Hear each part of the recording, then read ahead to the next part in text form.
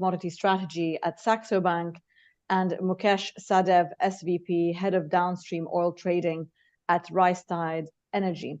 Thanks so much, everyone, for joining us there. We've got a few of the headlines circulating the world. Nothing much has changed in the last 24 hours, but you know, the story continues.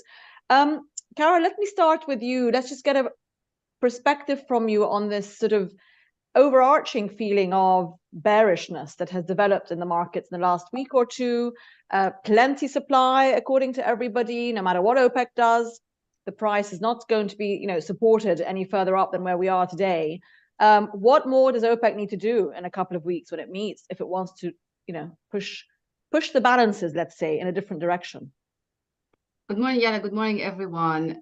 You're absolutely right. There is more of a bearish sentiment currently in oil markets, especially, again, it's about when we talk about bearish or bullish sentiment, we have to take it compared to what? So especially compared to what we saw a month ago, especially at the outbreak of the Hamas-Israeli war, when many people feared that the war would escalate and was going to involve bigger players that are more relevant to global oil and gas supplies. That did not materialize. So the geopolitical risk premium that we saw coming into the market dissipated. Add on top of that the economic outlook and the uncertainty and not looking so rosy, especially for as we head towards 2024. Demand, yes, there is some growth, but again, relatively to what a threshold we are considering and how fast.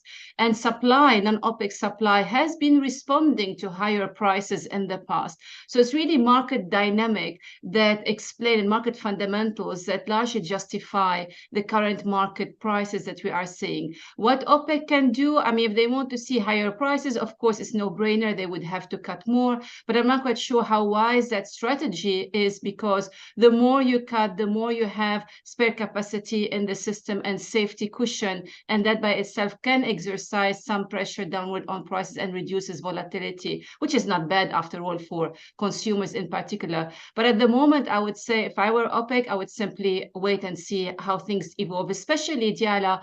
If you look at their latest market report from OPEC versus the IEA, because I could see your first item on the news was the reference to the IEA, there is a huge difference in their expectations for demand for 2024. If I got the numbers right, and I think I scribbled down some figures, OPEC expect 2.2 million barrels a day growth in 2024. The IEA expects that figure to be less than 1 million. So a huge disparity in terms of the outlook for next year, and that highlights the level of uncertainty that OPEC and other producers, of course, will have to deal with. Yeah, thanks, Carol. Ole, let me go to you with that uncertainty. You know, that word has been around, you know, for 2 years now because of the dynamics the new dynamics, let's say, that have come into the market, OPEC policy and what it's doing, the Russia-Ukraine war, these disparities in demand projections for next year. We've just seen inflation figures come out yesterday from the US, which looks like things are coming under control more. And what does that mean then, do you think, for demand next year in terms of how macro policy will influence demand and therefore oil expectations? Well, it most certainly helps simply because we have been in a period of rising cost of funding, and that rising cost of funding, you can see, has almost killed the green transformation industry. That was also the biggest gainers yesterday, simply because funding costs has been going up to the extent. And companies and those looking forward planning, they need to have some more insurance that that cost is not going to continue to rise. And I think that was basically the signal that was sent yesterday with the lower CPI. We saw a big drop in bond yields across the curve in the US. We saw interest rates cuts next year being priced at a full 1%. So this is really the kind of news the market needs, and together with some of and that could trigger some restocking, perhaps not as much in oil, but because I'll say the market is still pretty finely balanced there. But in some of the other markets where we could see some restocking start to underpin prices. So generally, that would most certainly be a positive trigger for next year if we have a reassurance that peak is now in and we could see lower funding costs. Okay, thanks, Ole. Well, Kesh, you're in Australia, but so you're closer to China than any of us are. Give us a sense of where we're at there, the sentiment of demand that's going to come from Asia, from China in principle. You can include India into the bucket if you like. India's, of course, got a much better projections for next year. But what is, as we approach now the end of this year, and China's performance thus far, how much, is the market pinning hopes on we're going to see actually an upturn for Chinese demand next year? It's been okay this year by all accounts, but some are saying those stimulus measures are coming in. That's going to make a difference to the Chinese economy and consumer, etc. Now, thank you for having me on this podcast. Good to be back again. I think I'll pick on what was started in the earlier, right? The bearish sentiment, right? I think if we look at China, or let's look at the globe first, right? We have demand projections 2023 finishing around 2.5, and next year about 1.4 million barrels per day. And we believe that jet demand is still to come back, and we have about 0.7 million barrels of that demand is coming to be jet, right? Also, if you look at from an OPEC versus a non-OPEC perspective, most of the demand, 90% of the demand growth is in the non-OPEC, which is China, India, and those part of the world. So when we look at 2024, I think 2024 is what I would say year of a divide, right? We return to normal refinery runs, normal supply growth numbers, but there is a big divide emerging. If I just play a little bit more on the numbers, right? This year, we had a supply growth of about 1.1, where the non-OPEC was growing at 1.6, where OPEC has been cutting 0.7 million barrels per day. If you go to next year, half of the 1.6 turns down to 0.8 for the non-OPEC. So I think the key question in my mind is not so much about China demand. I think the stimulus will work, and China will not grow at the usual rates which everybody expects, but China will still continue to be steady. That's what our expectation. In that regard, what I would say is that does OPEC get a more control steering wheel or less control steering wheel next year? I think our view is OPEC actually gets a better handle on the steering wheel, because the non-OPEC supply, which grew about 1.6 million barrels today, this year, will turn down to 0.8. US will not grow that much, like a 0.9.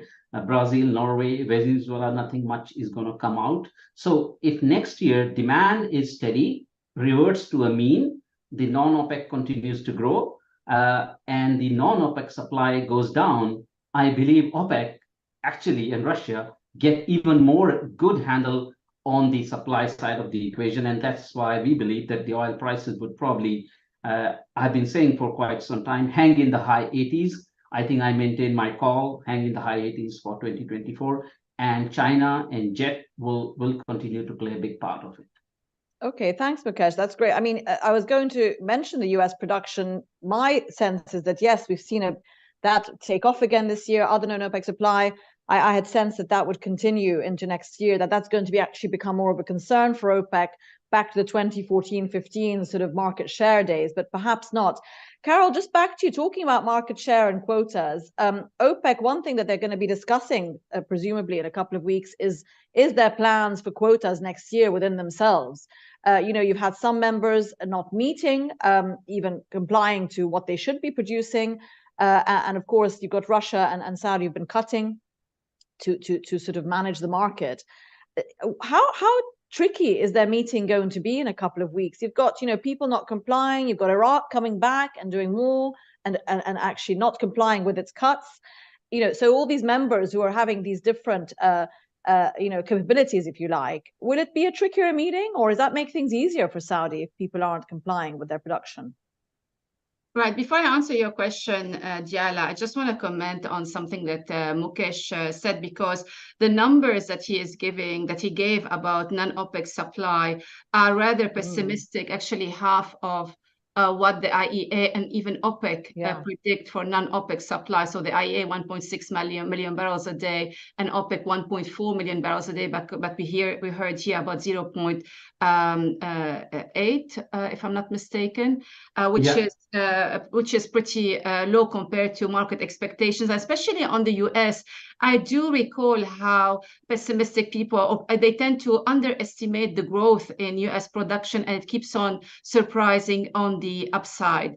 In terms of just one more point also I want to add on China, there is a difference between what China is consuming locally for its own consumption in the market, like driving more factories, etc., and the fact that China is importing oil to process it and then refine it and then send it abroad. So that can send different market signal, and actually that can lead to confusion about the health of the Chinese economy, but it does not necessarily convey a booming domestic market, which is far from being the case. On OPEC quotas and a tricky meeting, well, look, I mean, non-compliance is not something new within OPEC, and even more so within OPEC Plus. I mean, throughout the history of the organization, I hardly recall a period where there was, very, at least voluntary compliance by every single member. There will always be somebody who is lacking, somebody who is cheating. But what matters are the big players and the kind of discipline that they can impose. And I think what the Saudis did with their voluntary cut was kind of lollipop, not to the market, but actually to other producers within the organization. And that gives Saudi Arabia some leverage, additional leverage on other producers. But cheating will continue. Non-compliance will continue. We have to think about how resilient Russian production will continue to be. That's another thing unknown. Venezuela is putting more oil in the market. For how long? Iran, the same. And these are not compliant countries when it comes to OPEC quota. Okay, thanks, Carol. Ole, talking about compliance and sanctions and Russian production, we've had some developments this week on sort of a new set of sanctions that's going to be imposed, new monitoring of Russian oil around the sort of Danish Straits, supposedly a new measure, let's say, that may now supposedly impact, how much oil gets through in terms of, are they using the right insurance, or ships complying, etc. Do you think that's going to have an impact? I mean, the purpose of the sanctions and price cap have always been to keep that oil flowing. So why has this measure come in now? And will it impact the bottom line of Russia's revenues, or is it going to impact Russian oil flows more? Well, probably mostly the oil flows and I suppose revenues, because it may mean that they have to accept a bigger discount just to get their oil out of the country. But there's no doubt that has been that the number of ships that has been carrying Russian oil, quite a few of those were probably not intended to be doing that. So it would probably have an impact. But at the same time, again, it's about treading carefully, because at the same time, we don't want to have too much oil to take out the market. So it's really a difficult one to strike down. It's a bit of a whack-a-mole story here, because we need the oil, but at the same time we don't really need it from Russia. So but I think the tightening of the rules at least will make a few ship owners think twice about what has been quite a lucrative trade in the past year or so. So let's see. For now, we've seen throughout this that oil always finds its way to the market, and until I see differently, I'm not too, let's say, optimistic that Russia's going to be suffering too much from this. Ole, just to keep you, let's talk a bit about, I don't know if it's going to have any impact, but China and US leaders are meeting at the APEC summit this week. What's not so much what are they going to talk about and what do they agree to already talk about, but is that going to have any impact on macro sentiment, economic sentiment, in terms of whether they're going to try and make nice on trade? Does that make a difference? Geopolitics, we've seen the risk premium come out of that. Do we expect China to be getting involved with what's happening here in the region? Any expectations on the macro front from that? Well, I think there's a slight sense of optimism that just the fact that they meet, and also some of the signals that has been sent in up to the meeting could indicate that there is some goodwill on both sides to try to at least mend some of the situation, and anything that improves on that front will obviously have a macroeconomic perspective, because we are in We're in a world, a fragmented world, which is fragmented a lot the last couple of years. A lot of that has to do with the two biggest economies in the world, US and China, not really being on good terms. So anything that comes out of that will potentially have a macroeconomic boost, because simply there's also a question about confidence, and the market has been companies, everyone is somewhat pessimistic, and if they send it a strong signal, then obviously that could change that, together with the lower funding costs, as I talked about. Okay, thanks. Mukesh, you mentioned the jet angle. What other products, if you like, how are those doing? We had, in terms of margins for refiners, we had someone on the show earlier this week talking about Chinese refinery margins are very low, and therefore, they've stopped taking crude, etc., and for other reasons perhaps as well. But on the products front, and as we go into winter, use diesel, heating oil, etc., what's the outlook? Okay, now I would say that let's maybe look at, we do look at a lot of real-time, indexes. And if I look at some of the bigger countries like India, like US, like Brazil, all the road indicators are telling us that the demand is pretty good, right? So I would say that in that non-OPEC part of the world, demand is turning out quite decent, quite good. When it comes from a product differentiation, yes, jet has been in lag. I hope the jet lag is over next 2024. Naphtha is another product which we could see recovery, because petrochemicals has been going through a bit of a down cycle. And what I hear most is the petrochemical probably by end of 24 probably will be starting turning the wheel. So I guess jet, gasoline and diesel probably we have recovered a lot on the road transport.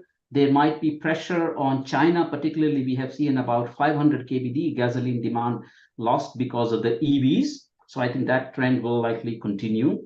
But so our hope is mostly on the jet, on the naphtha side, that demand will come back forward. Now, and we had quite a bit of jet. We had a lot of jet support this summer already. I mean, yes, yeah. Correct. And I think that's what we need to focus on. I think when we look at Q1 and refinery maintenance, heavy maintenance coming next year in our Feb-March period, I think summer of 2024, that's what we have to watch. And that's where I believe that OPEC is hedging their bets on, that demand will come and do its job. And then they don't have to do such strong handle on the steering wheel. So till that time, I believe this will happen. And on the comment on the US production side, I think I would like to also comment that the world needs the medium sour barrels, which is in OPEC's control. World does not need all the light barrels, which makes a lot of naphtha, which makes a lot of other molecules. And if jet demand is not recovered, those are not the molecules to want. And US is like a treadmill, that if we stop producing today, all the wells decline so fast that next year we will lose about 2.5 million barrels of production. And only 1 million barrels of that production is based on the wells that have been drilled. Now, we all know that the drilling activity came down to very low levels. So US production, I would say, is a bit of a seesaw between rigs and well count and how much wells are available. Our view is that next year we won't have those wells easily available to bring back to those very high US production numbers. So it's a quality game next year more than a volume game. Yeah, maybe in the immediate sense, the sour barrels, but long-term, the sweeter barrels in terms of the direction for petchems. But of course, we've had that M&A activity in the US, which everyone's saying is going to be supporting from an investment point of view and from a continuation point of view, at least production at these levels in the US, if not go up. Carol, let's talk a bit about this geopolitical risk premium that we've seen decline really over the last 3-4 weeks. Not that the bombardment of Gaza has declined or the tensions have been erased, but why do we continue to see that the market is so comfortable with the situation physically? Has it completely ruled out a physical escalation, or is it just too much supply? Could we see a change in that premium, do you think, as and when things progress?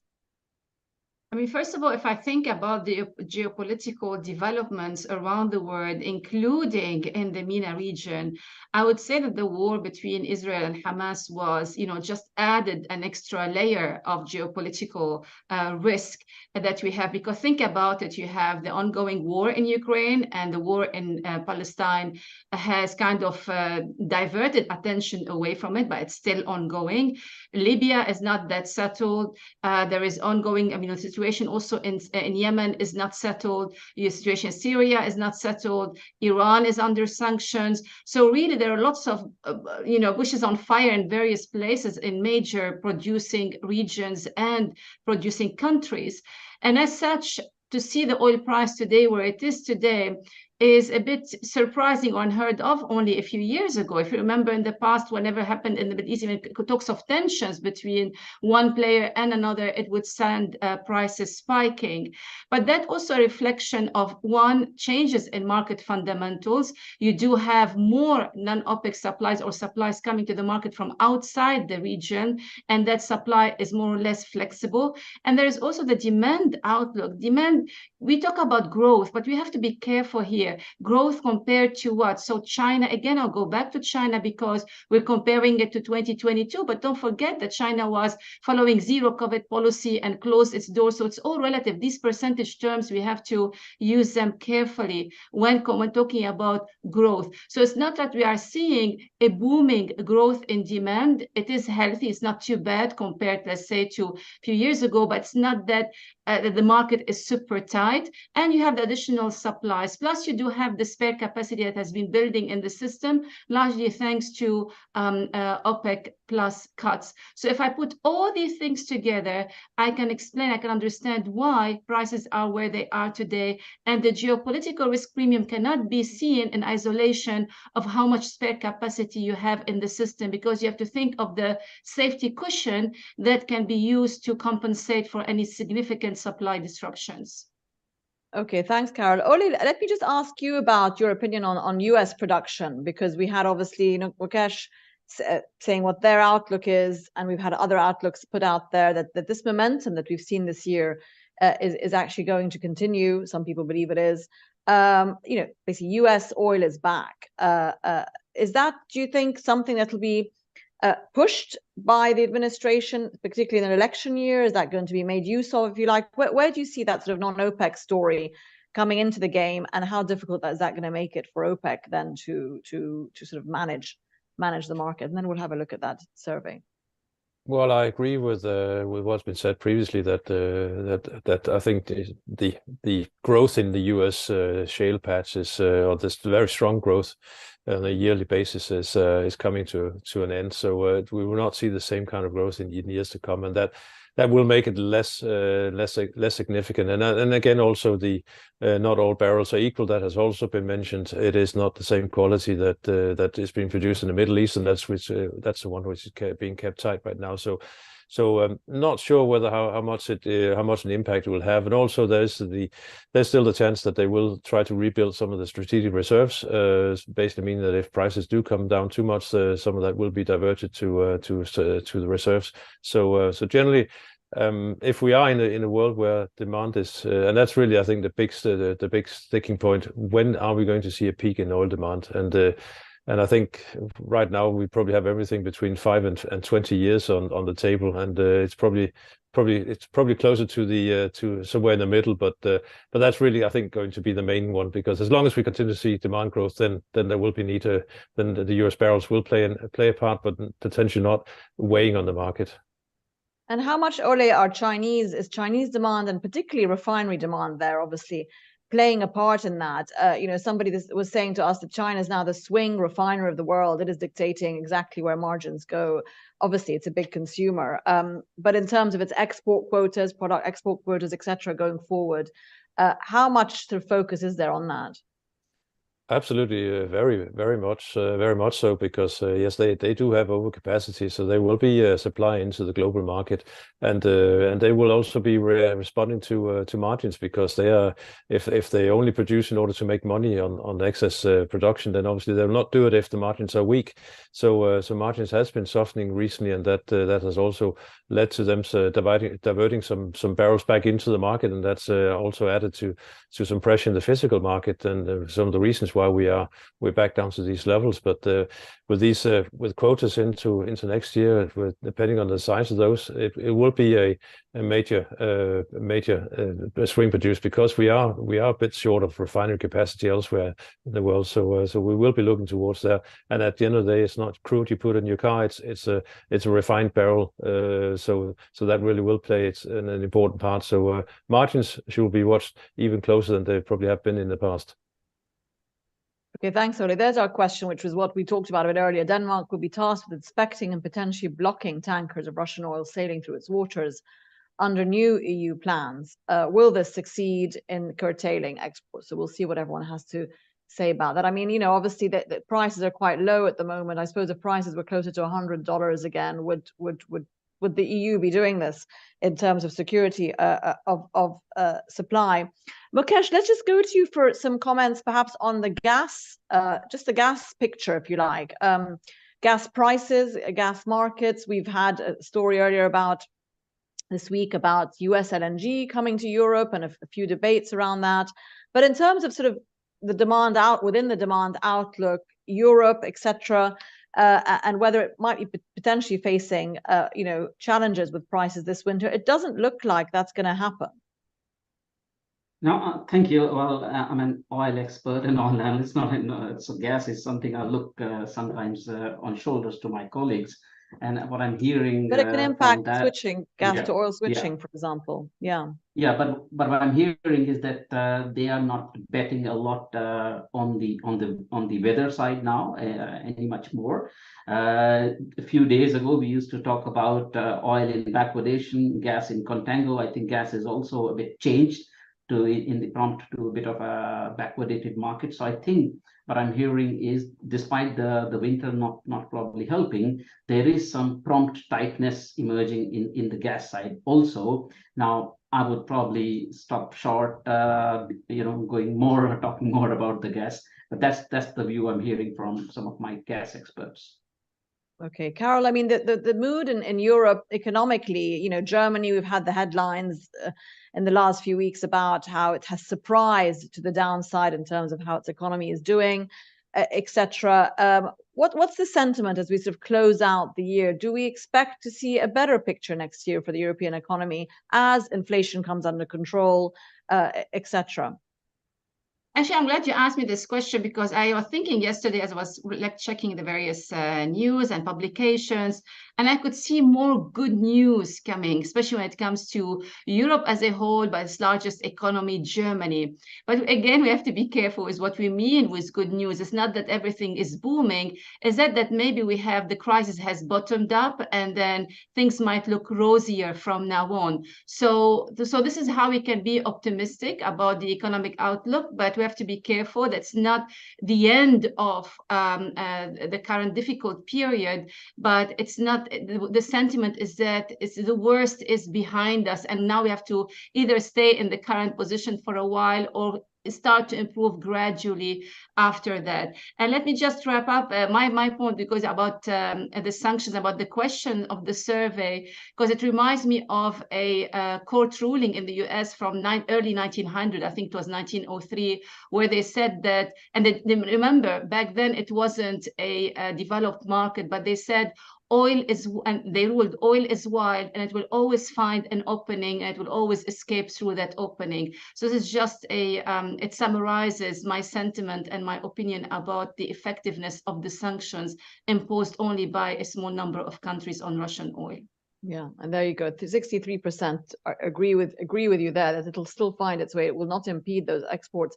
Ole, let me go back to you to close off for us. I know I started by asking you about the inflation and the US, etc. But we haven't talked about the sort of, I suppose, trickle effect of all this interest rate activity, even if they're cut by 1% next year at some point, like you alluded to. A lot of people would argue that the interest rate activity and the pressure on borrowing costs has not even started to hit the US economy or employment. Are we actually going to see that next year, even if we go down by 1%, you know, corporate earnings, etc.? Do you see that trickling through? Are we going to have that soft landing recession? It will most certainly trickle through. The question is what kind of impact it will have now that there is perhaps a bit of a relief that we may have turned the corner. So that will have kind of outweigh of go against that, but generally you are absolutely right. Loans are expiring and they will be refinanced at much higher prices, and that will really start to kick in next year. So not expecting any kind of runaway economic growth. Perhaps we will avoid a recession, but I think we will see further weakness in growth before we get to a turning point. But whether we hit recession, I think that potentially could be averted by the sense that we've seen the worst now in terms of interest rates. And have we seen the highest in terms of where the dollar is going to go, given that sentiment that rates have plateaued? And if anything, and you know, how is that faring? And also other commodities. Just give us your wrap on that in terms of gold, other sort of safe haven, if you like, instruments. Well, lower cost of funding basically also means a lower general contango, because we have to remember all commodities should be trading on contango because of the forward cost of funding and storage and so on. So as that cost comes down, the forward curve should be becoming more attractive as well. So that will underpin investment demand. And generally, if we do see funding costs start to come down, we could see restocking start to impact, especially the metal space. The agricultural space, I'm very worried about weather-wise. We've seen some pretty tough conditions on the southern hemisphere, and that we've seen already that lifting some of the soft commodities. And the energy prices, I agree with the high 80s as a range that we could see oil next year. Okay, so we've moved away from that $100 mark that people were just talking about only 6 weeks ago. Ole Hansen, Kara Nakle, and Mukesh Sadev, thank you so much, everyone, for joining us this morning. Have a great day. Thank you. Thank you. Have a great day. And Bye-bye. we have that halftime talk interview coming up with Jonathan Fulton on his views. He's a China specialist, so a lot of good insight there on China's geopolitical relations with this region and the US. So I encourage you all to tune into that. Thanks so much, everyone.